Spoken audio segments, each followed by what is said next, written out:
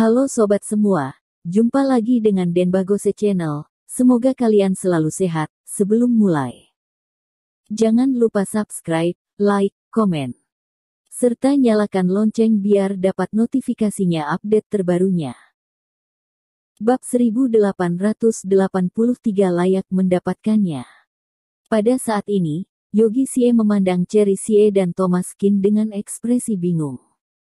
Jonathan Sie juga telah keluar dan melihat keluarga Bai kembali datang, jadi kali ini dia sudah siap mati. Jika keluarga Bal benar-benar ingin membunuhnya, maka dia tidak akan hidup lagi, dan akan berjuang sampai akhir.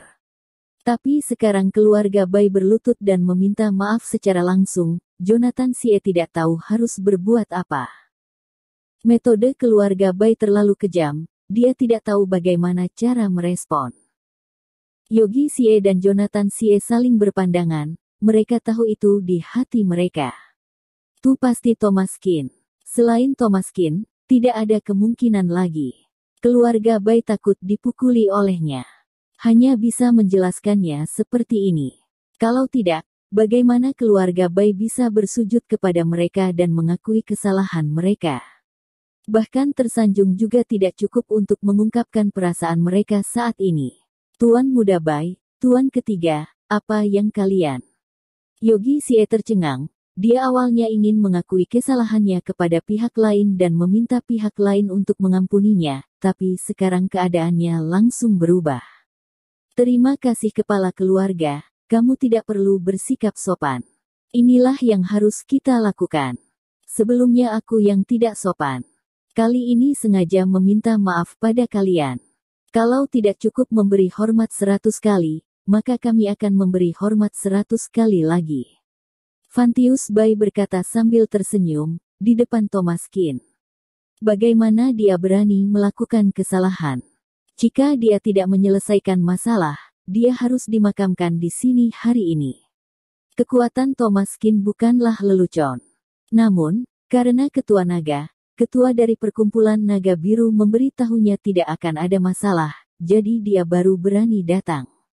Kata-kata Fantius Bai sepenuhnya menegaskan pikiran di hati Yogi Sie. Apalagi saat melihat lengan baju Xiaon Bai yang kosong, wajahnya tiba-tiba berubah. Ada apa? Mungkinkah Xiaon Bai kehilangan lengannya? Apakah itu Thomas Kin? Semakin memikirkannya, semakin takut. Apa asal-usul Thomas Kin ini? Keluarga Bai sampai bersedia bersujud untuk mengakui kesalahan mereka.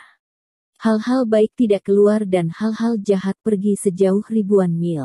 Tidak akan butuh waktu lama untuk masalah ini menyebar ke seluruh kota Beijing. Ketika saatnya tiba, keluarga Sie mereka akan benar-benar bergengsi dan keluarga Bai pasti akan menjadi batu loncatan di bawah kaki mereka. Tidak ada keraguan tentang hasil ini, keluarga Bai juga tidak mungkin tidak mengetahui ini. Di masa depan, keluarga Bai pasti akan diejek oleh banyak orang. Tapi mereka tetap melakukannya, yang berarti mereka tidak punya pilihan sama sekali. Pada saat ini, hati Cherry Sie cukup rumit, karena mereka berdua memiliki masa lalu yang agak memalukan dan ditakdirkan untuk menjadi bekas luka di hatinya. Namun sekarang, Cherry Sie bahkan tidak bermaksud untuk bersimpati dengan Xiaon Bai. Jika bukan karena pria ini, bisakah keluarga Sie dipaksa sampai tahap ini? Jika bukan karena pria ini, bisakah dia menjadi objek ejekan oleh semua orang keluarga Sie? Jika bukan karena pria ini, keluarga Sie tidak akan semakin lemah. Justru karena ini, semuanya karena Xiaon Bai, hatinya menjadi penuh dengan kebencian. Xiaon Bai muncul perasaan benci karena cinta. Untungnya, dia tidak bersama pria ini. Jika tidak, paruh kedua hidupnya akan sangat sedih. Itu akan menjadi kesedihan keluarga mereka. Xiaon Bai sama sekali tidak pantas mendapat simpati, inilah yang ada dalam pikiran Cherry Sie. Karena dia melakukan begitu banyak hal luar biasa, hampir mendorong keluarga mereka ke dalam jurang selangkah demi selangkah. Jika bukan karena Thomas Kin, takutnya segalanya tidak akan sesederhana itu. Pada akhirnya, dia akan dipaksa oleh keluarga Bai untuk menikah, kemudian keluarga Xie juga akan hidup dalam ketakutan. Sekarang sepertinya pria yang dipilihnya tidak salah. Dahi Xiaobai telah berdarah, tetapi semuanya sudah ditakdirkan. Ini adalah dosanya sendiri dan dia pantas mendapatkannya.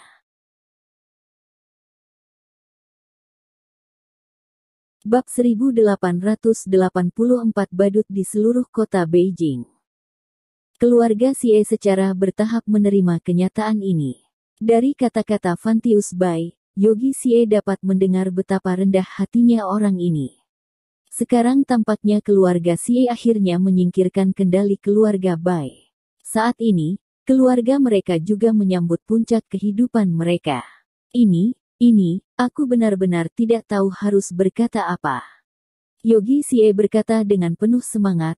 Thomas Qin memandang Fantius Bai dengan senyuman, matanya acuh tak acuh. Kamu akhirnya sedikit sadar diri, jika kamu terus keras kepala, maka Osti akan menghilang dari kota Beijing. Jangankan dari 10 keluarga, setiap dari kalian, pasti akan mati. Hati Fantius Bai tercekat, tidak meragukan lagi apa yang dikatakan Thomas Qin. Bahkan pria ini berani tidak menghormati ketua perkumpulan naga biru, Bayer Qin, apalagi keluarga Bai mereka. Jika bukan karena ketua naga yang menengahi, mungkin keluarga Bai mereka benar-benar akan jatuh ke dalam jurang. Pelajaran Tuan Qin benar. Kelak kalau keluarga Xie mempunyai masalah, sama saja dengan masalah keluarga Baiku. Kalau ada yang salah, Tuan Qin memberi pelajaran saja. Fantius Bai berkata sambil tersenyum, suaranya sangat rendah dan rendah hati. Ada badai dalam hati Yogi Xie. Kali ini, keluarga Xie mereka mendapat berkah. Awalnya mengira mereka akan kehilangan dukungan dari keluarga Bai dan secara bertahap menurun, tetapi tidak menyangka bahwa mereka akan kehilangan dukungan keluarga Bai, pada akhirnya malah mendapat menantu seperti Thomas Qin. Meskipun keluarga Xie masih belum mengetahui asal-usul Thomas Qin, tapi mampu membuat keluarga Bai begitu rendah hati mengakui kesalahan mereka telah menunjukkan bahwa kekuatan Thomas Qin sudah pasti tidak biasa. Bahkan mereka tidak berhak tahu sama sekali, tapi ini tidak penting lagi, yang penting mereka bisa mendapat tempat di kota Beijing. Tidak akan ada yang sebanding dengan mereka, bahkan keluarga Bai di antara 10 keluarga teratas kini telah kalah dari mereka. Yogi Xie saat ini bahkan sedikit berdebar. Keluarga Xie mereka, apakah akhirnya berubah menjadi tuan? Selama bertahun-tahun, keluarga Xie telah berubah dari buruk menjadi lebih buruk, tidak tahu berapa banyak keluarga yang telah menghina mereka. Tetapi mereka hanya bisa menelan kekesalan dan akhirnya menyambut titik balik keluarga Xie. Ada pepatah yang bagus, ketika tidak ada jalan keluar, boleh mencari jalan lain. Cherry Xie hanyalah bintang keberuntungan keluarga Xie mereka. Sebelumnya, mereka telah menyindir Thomas Qin, penuh ironi, tetapi sekarang mereka harus mengandalkan Thomas Qin untuk bangkit. Ini benar-benar perputaran roda. Menantuku, aku benar-benar tidak menyangka bahwa kamu dan Cherry adalah bintang keberuntungan dari keluarga Xie-ku. Mataku suram dan tidak pandai melihat orang. Kamu tidak menyalahkan kakek, kan? Yogi Xie berkata sambil tersenyum, menjilat kembali perkataannya sebelumnya. Demi kemuliaan keluarga Xie, demi kebangkitan keluarga Xie, memangnya kenapa kalau malu sedikit?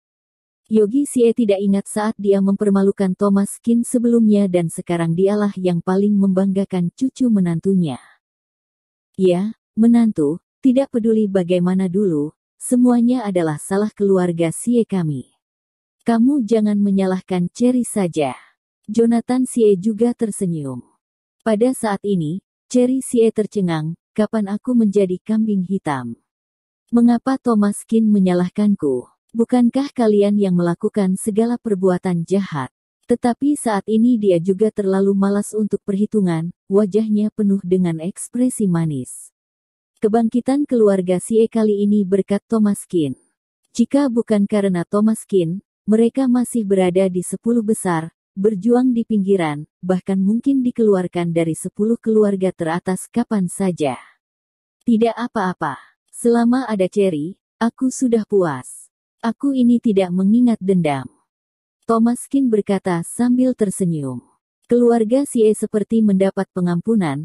Selama Thomas Qin tidak menyalahkan mereka, maka keluarga Xie tidak perlu khawatir lagi.